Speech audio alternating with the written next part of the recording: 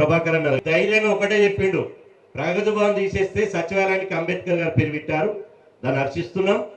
ఈ ప్రజాభవన్ కు మహాత్మా జ్యోతిబా పూలే పేరు పెట్టాలని వారు మంత్రిగా ఉండి డిమాండ్ చేసి పేరు పెట్టారు. కాబట్టి మనం ఇప్పుడు చేయవలసింది వారికి అండగా ఉండడమే.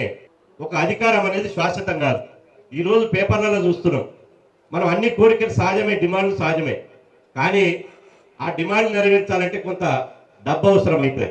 డబ్బు లేని అవసరాలు కూడా కొన్ని ఉంటాయి. ఇప్పుడు జనగామ జిల్లాకు పాపన్న పేరు జిల్లా, మహాత్మా జ్యోతిబా పూలే పేరుని ప్రగతి భవన్ మార్చేసి అంత పెద్ద సీఎం ఆఫీస్కే, సీఎం ముఖ్యమంత్రి కార్యాలయానికి, ముఖ్యమంత్రి ఇంటికే పూలే పేరు పెట్టినోడు జనగామ జిల్లాకు పాపన్న జిల్లా పెట్టలేడా అన్న? ఒక్క క్షణంలో, ఒక్క నిమిషంలో జీవో తీస్తాడు. అది వారి చేతిలో ఉన్న పని. ఎందుకంటే మీరు ఒకటి ఆలోచన చేయాలి, మన జాతి అంతా ఆలోచన చేయాలి. మీరు రేపు గ్రామ పంచాయతీ ఎన్నికలు వస్తున్నాయి, స్థానిక సంస్థల ఎన్నికలు వస్తున్నాయి. మొత్తం 12,761 గ్రామ పంచాయతీలు ఉన్నాయి.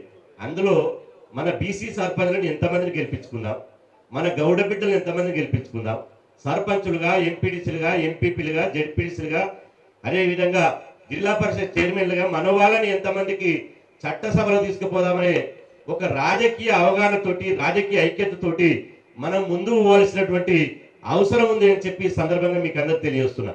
బీసీలు రాజకీయంగా ఎట్ట ఎదగాలి, రాజకీయంగా వాళ్ళకి ఏ సాయం చేయాలనే దాని మీద దృష్టి పెట్టాలని చెప్పి సందర్భంగా తెలియజేస్తూ